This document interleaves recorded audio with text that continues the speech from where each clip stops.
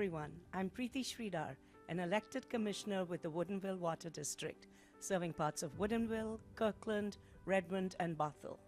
Today I'm thrilled to join you as your host on Seattle Desi TV, where we highlight leaders and changemakers who uplift and inspire our entire community.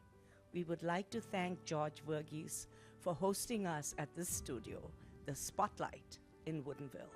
Today we spotlight a public servant whose journey from science to the Senate embodies leadership with integrity and compassion.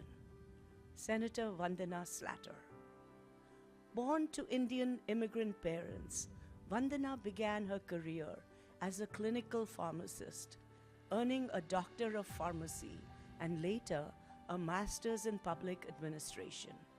She spent over 2 decades in biotech, focused on patient access to innovative treatments, experience she brings to the Capitol today. But Vandana's path is about more than her resume. As the first Indian American on Bellevue City Council, and now a 4-term representative in the state, she's led with courage and commitment. In January, she was unanimously appointed to the state Senate, representing Bellevue, Redmond, Kirkland, and the Points communities. Her leadership is science-informed and people-focused, championing education, affordability, reproductive rights, and climate action. From expanding the Washington College grant to improving healthcare access, her policies reflect real-world needs. As a woman of color, healthcare professional, and immigrant, Senator Slatter understands that representation matters deeply. She shows up authentically, ensuring every voice is heard. She currently serves as Vice Chair of the Senate's Environment, Energy, and Technology Committee, and is also the member of the Health and Long-Term Care and Higher Education and Workforce Development Committees, advocating for sustainable, equitable policy. A mother, mentor, and mission-driven leader, Senator Slatter continues to shape a more inclusive and compassionate Washington. Please join me in welcoming tonight's Trailblazer, Senator Vandana Slatter. Senator Slatter, it is so wonderful to have you here. Let me start with this one question that people have always asked. What was the thing that got you to run for office? You know, the aha moment, that trigger point. Thank you so much, Preeti, for having me here today. What a kind introduction, and what a wonderful joy to see you again. I know I've seen you in so many different places doing such great work in the community. I think that this is a question that is often asked. It's usually the result of a 10-year nonlinear path that I took perhaps longer now. But really, when I sat down and thought about what is my mission, I want to be able to bring my experience, my collaborative leadership, and my analytical decision-making skills to help solve the toughest challenges in our community in Olympia. But there still has to be a mission in your heart when you do this work. And I found that the mission for me was when I really thought about how my life has been affected by government and how that has really impacted my decision-making in terms of being in public office. And the story I often tell is when my son was born in 1996. 1993, the Federal Family and Medical Leave Act was passed. And because of that act, I was able to stay home with him for up to 6 months, because 8 weeks was paid, and then up to 6 months you could stay home unpaid. This was a long time ago. It was very tough to breastfeed in the workplace, and he was small and he needed support, and I didn't really have a very strong, I didn't know very many people in Michigan where I was living at the time. So I was able to give him a strong start to life, And then I got my job back in the company, the Upjohn companies where I was working, as a clinical research operations manager. And that allowed me to help write and help design clinical trials for an antibiotic called linezolid. And this was an antibiotic that treated the most serious gram-positive infections, life-threatening, often ones that did not have a real treatment option. So it saved many thousands of lives, and it was a real honor to be able to work on this medicine. 20 years later, my father was dying of a cancer. They did a surgery, and he had a life-threatening infection. And the drug that could treat that infection was linezolid. And I remember sitting by his bedside looking up at this bag of this antibiotic that was, being given to him that I had had an opportunity to work on. He ultimately succumbed to the cancer. I miss him very much, but that medicine gave us time with him after the surgery. So when I think of government and I think of the value of policy in people's lives, I think about that. I think about how, this one law made such a difference in my life to give my son a strong start. I was able to get my job back, give my economic power, not just for me, but for my family, use my scientific skills, not just any job, and actually could do something that made a difference in my family and my father's life years later. And if I can do that when I go to work every day in Olympia, then I will have felt like that is my mission, is to sort of remove barriers so people can thrive and achieve their full potential. What a compelling story. I'm just mesmerized here listening to that. Another issue that's been front and center and really important to people is reproductive freedom and privacy. And I know this is really important for you.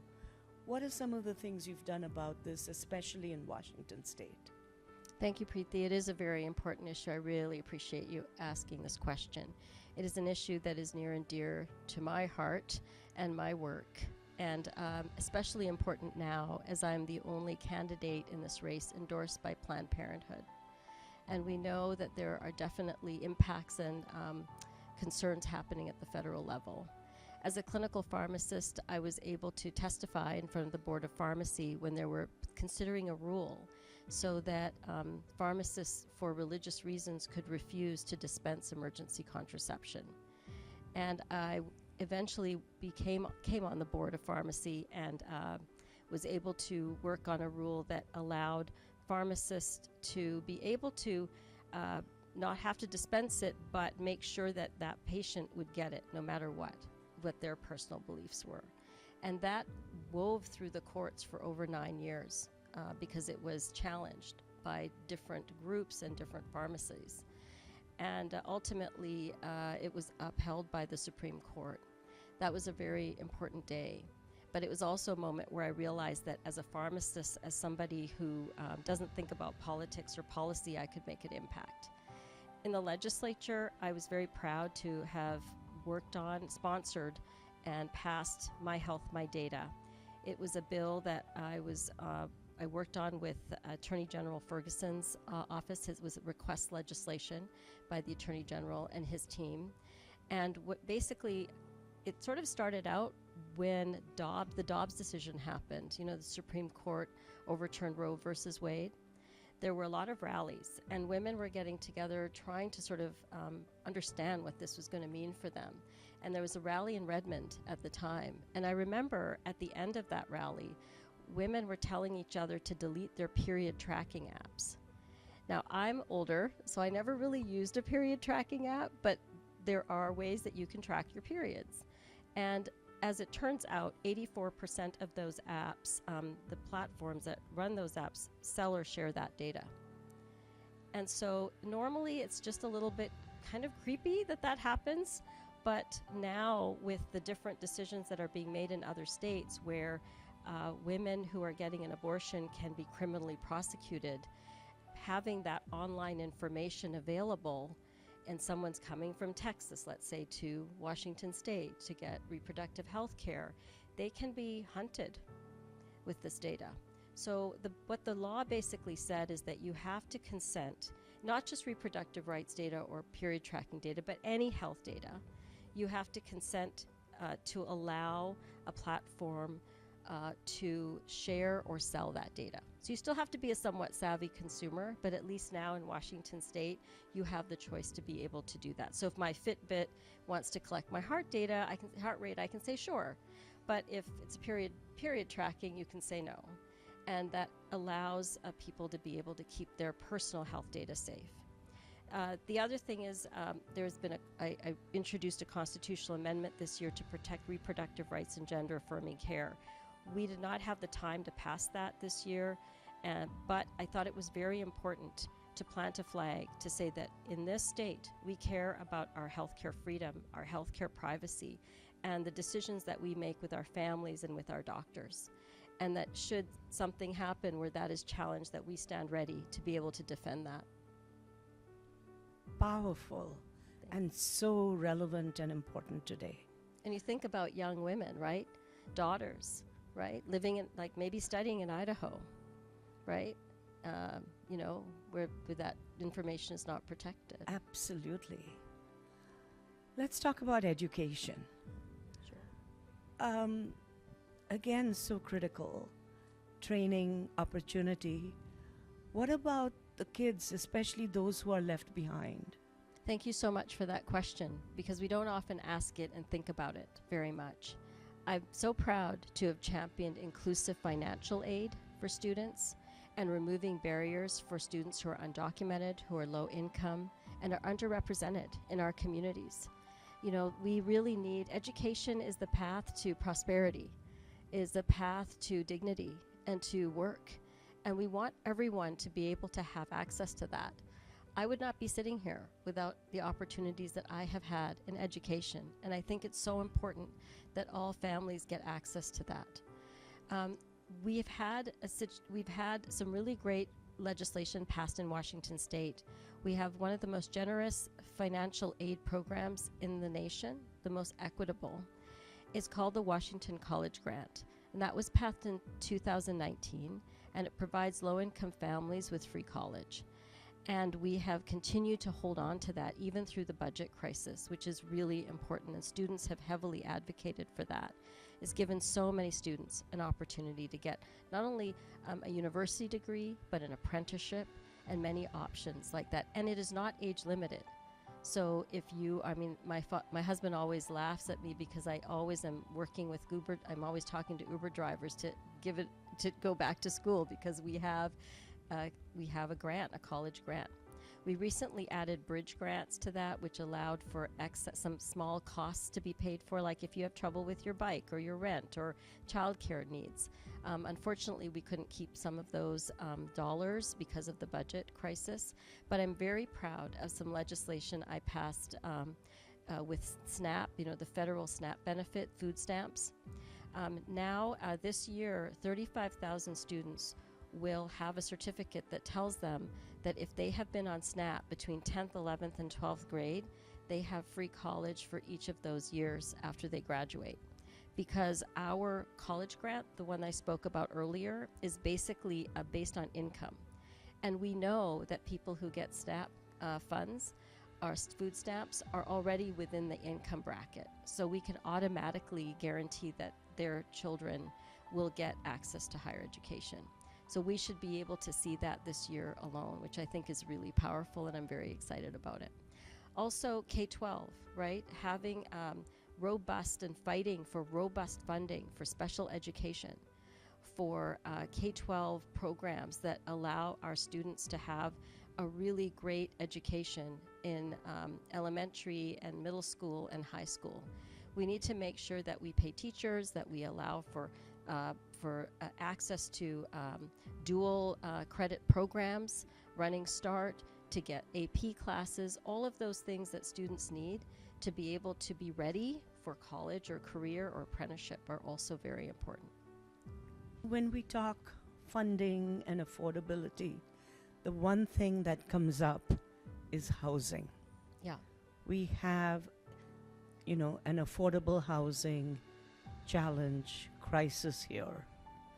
And I know this is something that you have taken very seriously.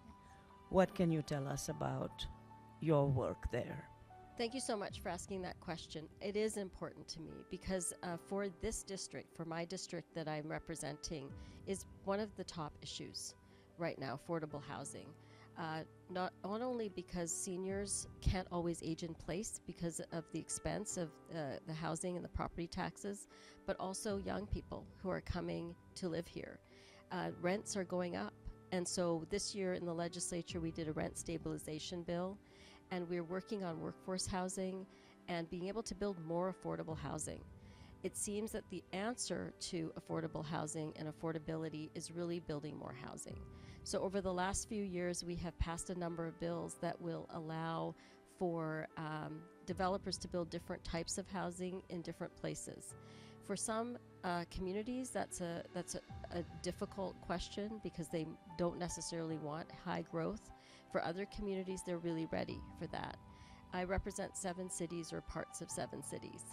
And so it's been a really interesting challenge. But ultimately, it's not just about numbers, it's about people being able to stay in the communities that they wish to stay in and near to their work, so they're not living so far away. And we are we've done low-income housing tax exemptions for developers. We're looking at property tax exemption legislation for seniors who are struggling to remain in their homes. We want to be able to bring more density into certain places near transit, so that people who don't have a car can actually live there and work there and have access to affordable housing. But there's so much work to do, Preeti. I mean, I know you know all about that as well, having worked in Renton and having done some of the work in your past. And so this year I did sponsor legislation to use college land, or to make it easier to use college land. Community colleges have land and for affordable housing, for workforce housing. And it's really fascinating because there's a lot of complexity, and the cost of building housing is very high, and land tends to be one of the highest, the biggest costs for that. So the other piece I would just say is that government, I always talk about moving barriers in government, and I think sometimes permitting timelines, the processes that we have available protect us and protect our environment, but they can also be a hindrance to being able to build affordable housing. So we need to really look carefully at what are the ways that we can protect what we love and cherish in our communities, but at the same time also address the needs that we have to build housing. And that's the complexity of this issue. You hit the nail on the head. You are so right. It's complex, but this is the time for us to look deeply and make change. And thank you for being that champion. You've been such a champion for climate change. How are you linking Washington's climate action to our economic future? Thank you so much for asking that question. I'm very excited to answer it. I'm the only candidate in this race endorsed by the Washington Conservation Voters, which is a premier environmental advocacy organization. As a scientist, I really believe that we need to have the proper science and greenhouse gas emissions targets, so that is something that I have led on in the legislature. When we were pulled out of the Paris Climate Agreement in 2017, it was the first Trump presidency, I looked at the IPCC, and it looked like Washington State was actually in the 2008-2009 timeframe of the science. So I thought it makes sense to update it, and we can update it to align with Paris. And so that was the law that I introduced, and it was passed 3 years later. And now our climate policies are all based on those scientific targets. I always like to say, if you're going to go to the moon, you have to know where it is. And it's important for us to also be aware that if we're going to reduce our greenhouse gas emissions, that we do it so that it's effective and able to protect our environment.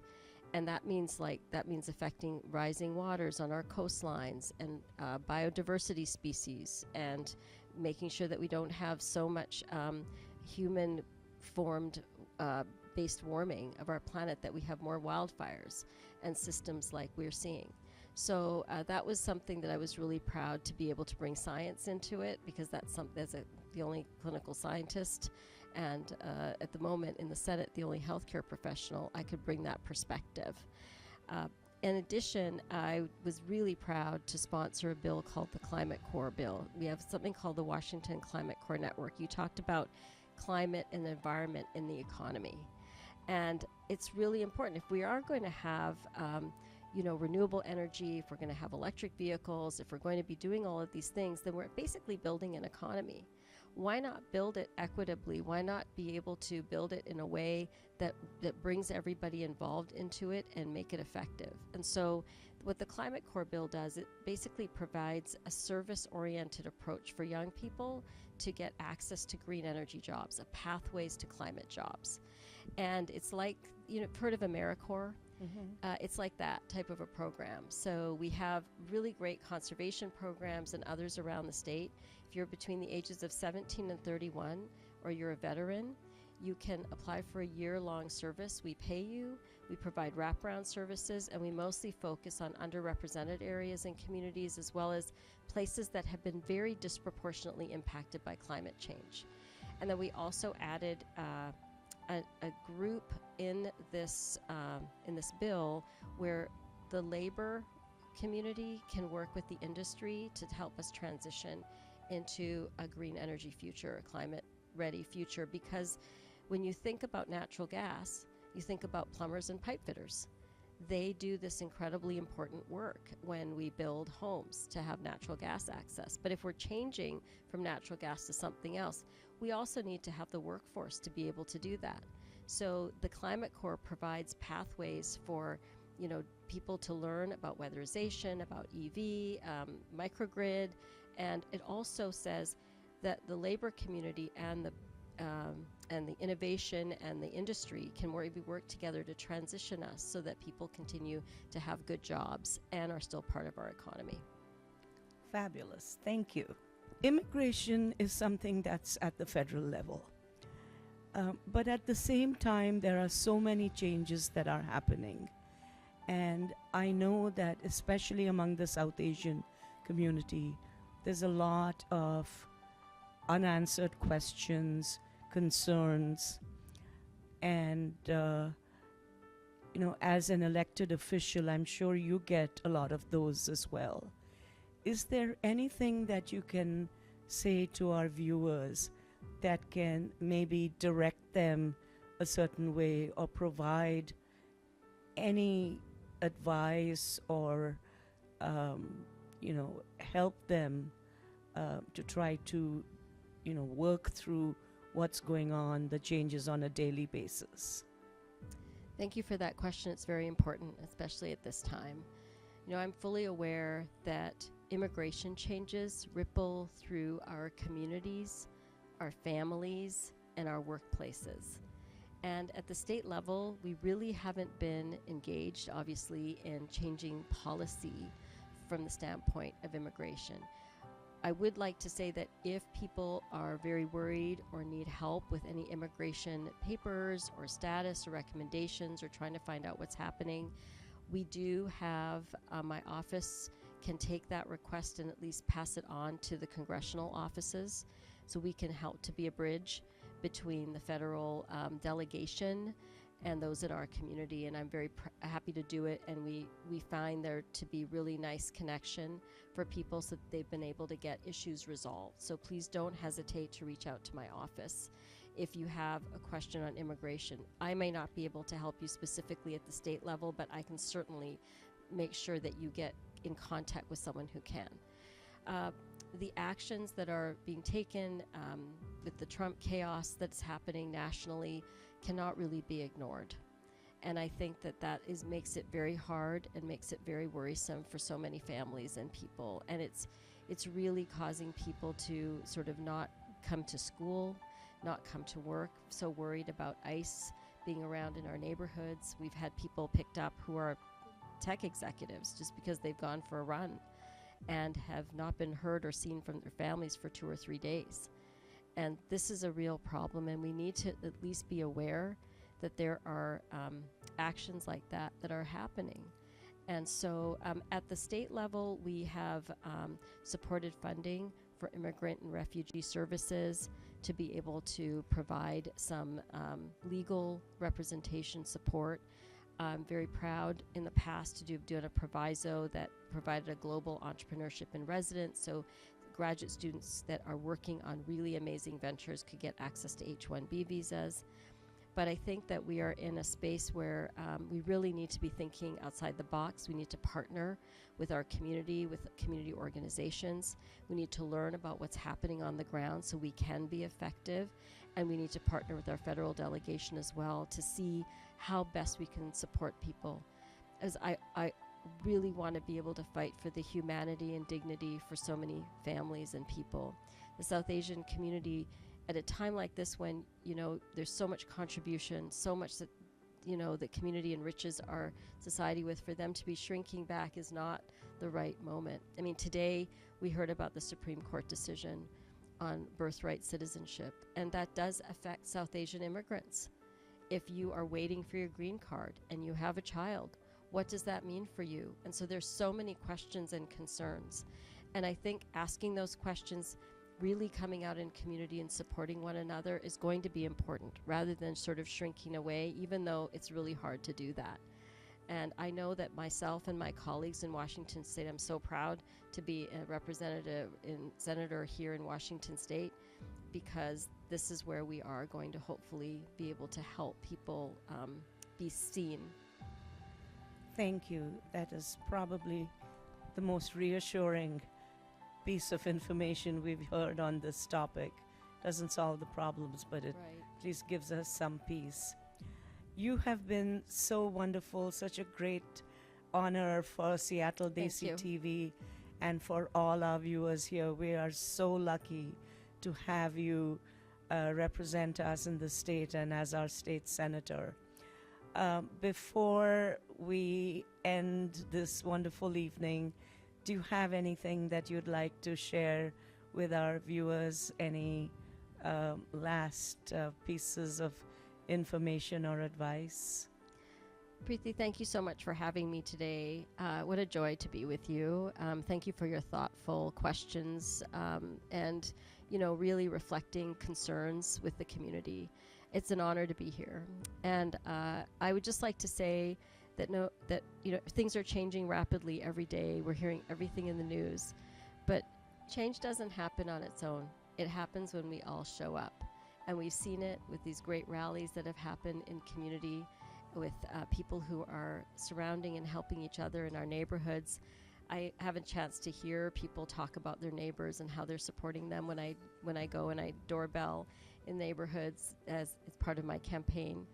And so that's what I would leave people with, is that, we are stronger together. We're all in this together. Thank you. Thank you for watching Seattle Desi TV. Thank you to Spotlight and George Verghese for being partners in the show. Looking forward to seeing you again and hope you watch Trailblazers. Thank you, viewers, for all your support. This is Preeti Sridhar.